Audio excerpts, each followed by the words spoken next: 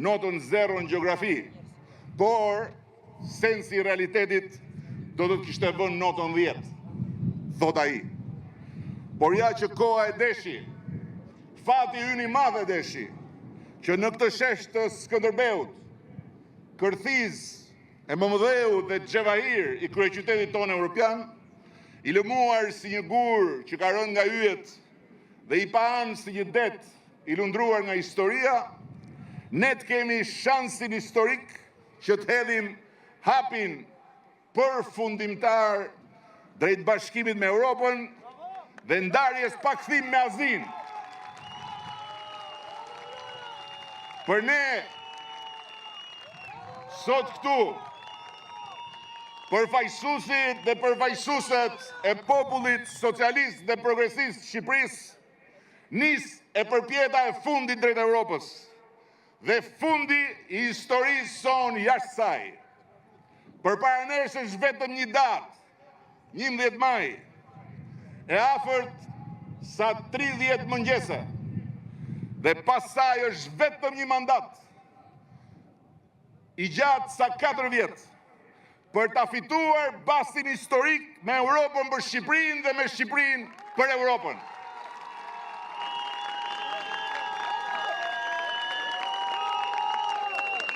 Mos e harroni, për këtë bast, mbi 2 anët e sqindjes medalje, kanë hedhur gjithçka kanë pasur, arbrorët dhe shqiptarët,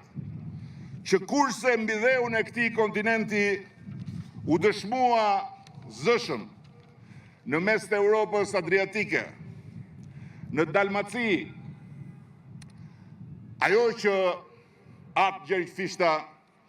e patësillsuar e mashkulla gjuha jonë. Kumti dokumentar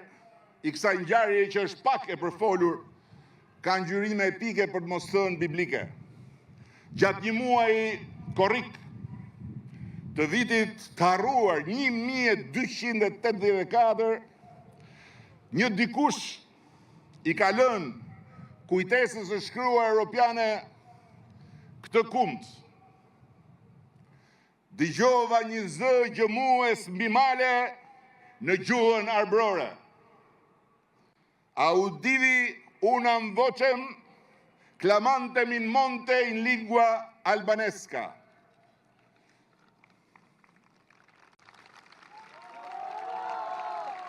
Unë jam zëri që thras në shkretir, thuhet në Bibël, shtroja një rrugët dhe shoshitja një pengesat hapave që depërtojnë historinë prej slarti, thot profeti biblik. Dhe sa të bukur janë hapat mbi male, thuhet diku në librin e shenjtë, hapat e atij që sjell si arishin shpall paqen dhe shpëtimin. E pra bashkë nga malet, u dëgjua në më shumë se 700 vite më parë, zëri gjëmues i arbrorëve mbi shtrojën e kaltër të Adriatikut dhe të Mesdheut, duke i shpallur Europës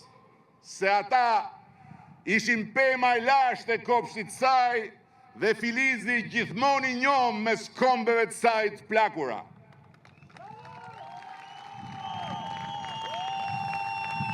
Unë nuk kam ardhur këtu sot që t'ju marr përdore për t'ju zhytur në për legjenda, po për t'i shkuar pas së bashku me ju në një marshim të fundit drejt tokës premtuar të Europës, profetit ton kombëtar, për t'u bërë një me fatin europian që ai atje mbi kal na e përcaktoi si tonin, që më pas rilindasit tan, heronjt e pavarësisë dhe të gjitha luftrave të mendimit patriotik shqiptar, na e konfirmuan si amanet përmes një odiseje të pafundme, peripecish, kaplimi malesh e detrash. Dhe sot na ka zgjedhur ne fati për t'i dhënë shtysën e fundit gurit pavarësisë, lirisë, të barazisë para ligjit, duke mos e lënë më të rregulliset të poshtë si guri i Sizifit. por duke vendosur një herë mirë në këndin e ndërtesës europiane. Aty ku së bashku do të ngjisim edhe flamurin më të bukur në botë.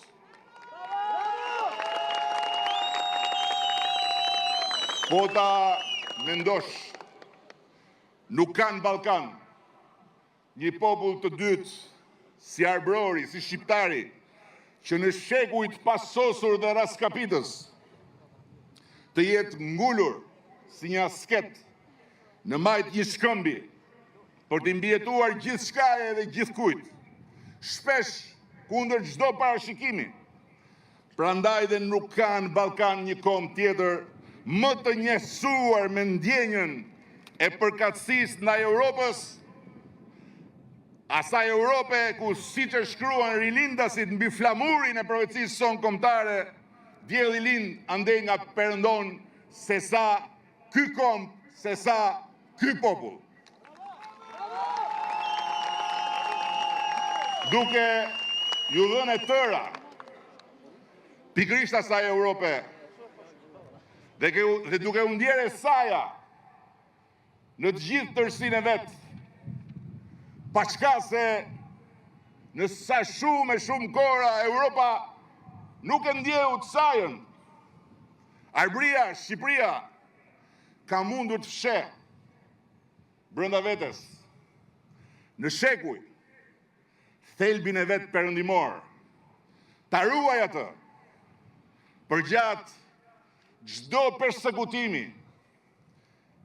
apo prapakthimi ose arratisje